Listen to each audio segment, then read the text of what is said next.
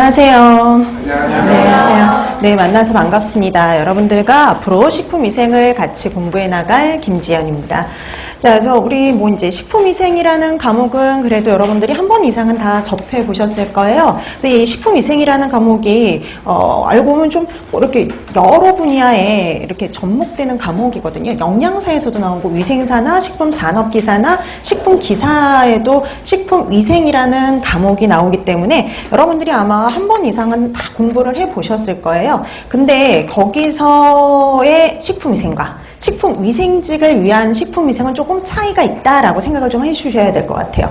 그러니까 예를 들어서 영양사나 위생사에서 공부했던 내용의 식품위생의 범위가 이 정도만 공부하면 된다면은요, 식품위생직을 위한 식품위생은 훨씬 더 광범위한 분야를 공부해야 된다라고 생각하시면 돼요. 그러니까 왜 예를 들어서 영양사 같은 경우에는 식품위생이 있고 법규가 따로 있잖아요. 근데 우리는 법규도 봐야 돼요. 그 다음에 위생사 같은 경우에는 식품위생 따로 있고 곤충학이 따로 있는데 우리 위생 곤충도 일부 또 봐야 되거든요. 그러니까 이렇게 보다 보니까 우리가 훨씬 공부해야 될 범위가 훨씬 넓다라고 보시면 돼요. 그 다음에 이제 뭐 이런 범위나 이런 쪽으로는 식품기사, 산업기사하고 좀 더 비슷한 점들이 더 많은데 방향성은 완전히 좀 달라요. 그래서 식품위생직을 위한 식품위생을 따로 공부할 필요가 있는 겁니다. 그러니까 영양사나 위생사 정도의 공부를 가지고는 이 식품위생직을 준비할 수가 없고요. 그 다음에 식품기사나 산업기사는 방향성이 좀 다르기 때문에 전문적으로 식품위생직만을 위한 공부를 여러분들이 따로 하실 필요가 있다라고 생각을 하시면 돼요. 자, 그래서 우리가 좀 어떤 것들이 이제 좀 공부할 때 어떤 방향을 봐야 되냐면은요. 그러니까 우리가 뭐 문제가 무조건 어려운 문제만 나오는 건 절대 아니에요. 쉬운 문제도 많이 나와요. 다음 중 채소를 통해서 감염되는 기생충을 찾아라. 이거는 뭐 영양사나 위생사 같은 되게 간단한 시험 문제 그런 데서도 많이 나오는 문제잖아요. 근데 보기는 또 다릅니다. 보기가 달라요. 그러니까 여러분들이 뭐 영양사나 위생사에서 들어보지 않았던 분선충이 답으로 나온다든지, 그 다음에 또 우리가 뭐 돼지고기를 통해서 감염되는 기생충을 찾아라. 문제는 단순해요. 근데 보기가 학명으로 나와요. 그러니까 학명을 모르면 답을 찾을 수가 없죠. 그렇기 때문에 공부해야 되는 게요, 훨씬 넓고 광범위하게 공부를 하셔야 됩니다. 그 다음에 또 간혹은요, 되게 구석구석에서 시험 문제가 출제가 돼요. 뭐 설마 이런 것도 나오겠어? 라고 이렇게 아주 그냥 슬쩍 보고 넘어갔던, 그냥 이름만 알고 갔던 것들이 시험 문제로 출제가 되기도 해요. 그렇기 때문에 여러분들이 이거는 딱 중요한 건 당연히 공부를 해야 되지만, 그러니까 되게 중요한 거 뭐 식중독 같은 그런 전반적으로 되게 중요한 것들도 공부해야 되지만 구석구석에 있는 것들도 다 공부를 해야 돼요.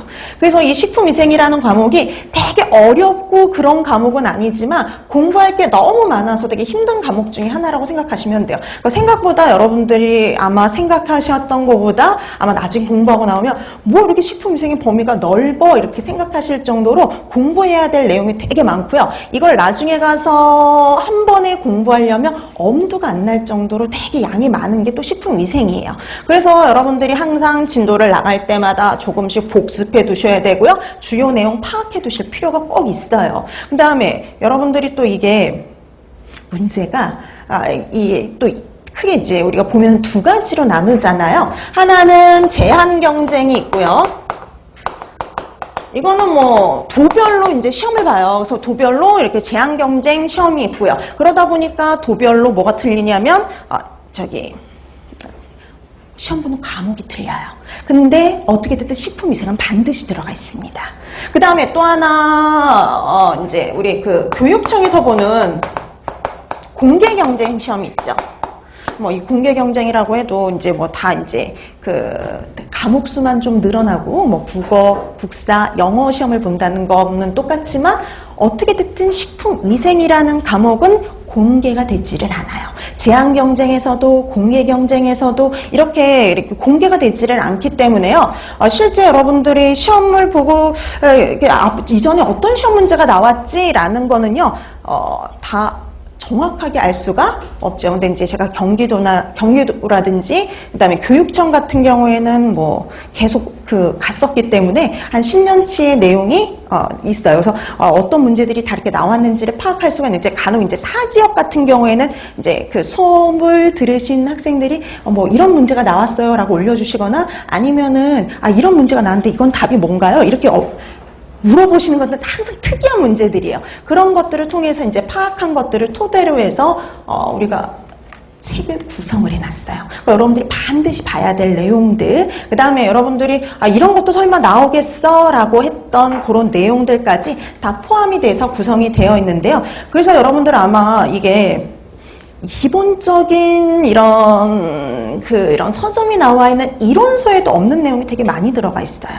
왜냐하면은 그런 이론서에 있는 내용만 시험 문제 출제가 되지 않거든요. 그래서 가장 우선 기본적인 건 이제 그 일반적인 내용들도 출제가 되지만 거기에다가 간혹 시사적인 것들도 나오고요. 그 다음에 또 이런 이렇게 자료를 찾아봐야 되는 그런 데에서도 또 문제가 출제가 되기도 해요. 그렇기 때문에 그런 것들 일일이 찾아보거나 그럴 수가 없기 때문에 그런 내용까지 다 포함을 했다라고 보시면 돼요. 네, 여러분 시사적인 것도 간혹 나온다. 간혹 나오는 거예요. 매번 나오는 거 절대 아니에요. 그 다음에 여기서 시사적인 게 나온다고 해서 너무 그거에 이번에 이런 뉴스가 나오는데 이런 게 나올까요? 계속 아니요. 보통 이런 시사적인 문제는 어떤 거냐면요. 뭐 전 세계적으로 문제가 됐다든지 우리나라에서 크게 문제가 돼서 누가 사망을 했다든지 이렇게 좀 큰 사건, 사고 이런 것들이 나오는 거지 되게 이렇게 아주 작은 일들까지 나오거나 하지는 않아요. 그러니까 예를 들어서 그런 거죠. 몇 년 전에 그 중국의 그 분유에 멜라민이 함유되어가지고 전 세계적으로 난리가 났던 사건이 있어요. 그 원료를 여러 나라에서 수입을 했고 우리나라에도 수입해서 그걸 과자 만드는데 막 많은 데 썼단 말이죠. 그런 식으로 전 세계적으로 문제가 됐던 경우, 이런 경우가 간혹 시험 문제 출제가 된다라고 보시면 되는 거예요. 자, 그래서 그런 것들까지 다 포함이 된 내용이기 때문에요. 여러분들이 기본적으로 이걸 가지고 공부를 하시면 여러분들이 봐야 될 내용들은 웬만한 것들이 다 들어가 있다라고 생각을 하시면 돼요. 그 다음에 이제 이게 이제 최근에 경기도 문제는 아까도 말씀드렸듯이 그 간혹 이제 구석에서 나오기도 하지만 가장 일반적인 문제를 통해 가지고 보기를 좀 보지 않았던 것들이 나오는 그런 추세거든요. 그다음에 또 타 지역은 또 틀려요. 되게 구체적인 문제가 나와요. 여러분들 벤조피렌 같은 경우